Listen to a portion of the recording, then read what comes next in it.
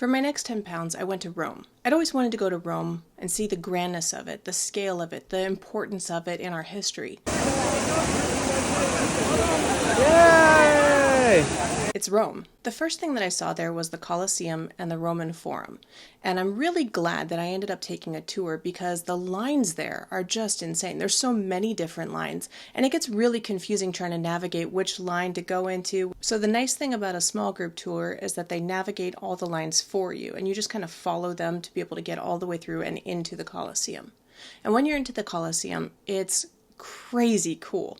You can see into the area below the stage where all of the gladiators would have been waiting to be able to go on, and the elevator system that's there. You can also go up multiple levels into the Colosseum and see the different areas. It is worth knowing that the Colosseum seemed a lot smaller in person. One of the reasons that we were told is that the movie Gladiator had a Colosseum that was built 3 times the size of the actual Colosseum. So that movie influenced me to believe it would be a lot bigger than it really was. Conversely, the Roman Forum was a lot bigger than I expected it to be, and you could spend an entire day getting lost in there. I also went to the Borghese Gallery and Gardens.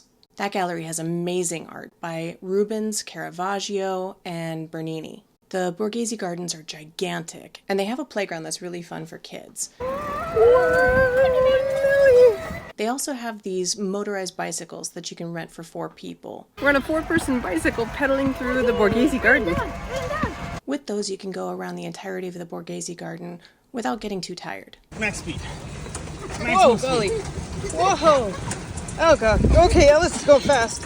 I also wanted to see the Catacombs, but they were not like I thought they were going to be. The Catacombs in Rome are mostly empty areas where the tombs used to be. Next up was the Vatican Day, and that's when things started getting really exciting.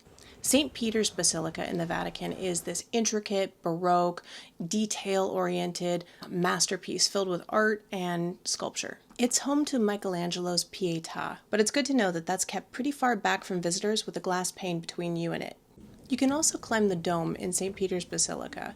There's an option to go up all the stairs or to take an elevator up the first 320 steps into the bottom of the dome interior. From there, you climb up another 231 steps, and it's important to know that those steps are angled, they're sideways, they're bending, they're twisting, they're really kind of difficult to be able to go up. I am truly glad I lost some weight for this. At the top of the dome, when you step outside, you get to walk around and see views of all of Rome and the Vatican Gardens. I also visited the Vatican Museum and the Sistine Chapel. All I can say whenever it comes to the Sistine Chapel is it is the most beautiful place I've ever been, the most beautiful art I've ever seen, and it was worth the trip to Italy all on its own.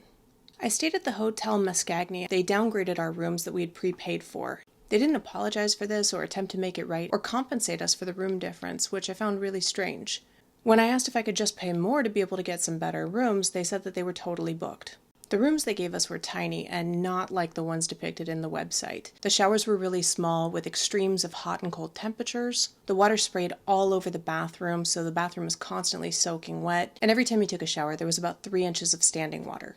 The TVs didn't work, the heat didn't work. In fact, the rooms were incredibly hot the whole time that we were there. We asked if they'd be able to do something about the standing water, and they said that's just how it is. We asked if they could do something about the heat, and they said to just open a window. When we did open the windows, we ended up getting covered in mosquito bites. And it just seemed really clear that service was not a priority there. I don't like the idea of ending this video on a sour note, so I do want to again emphasize how incredible Rome was for the Sistine Chapel. I hope you'll join me for my next 10 pounds and my next city.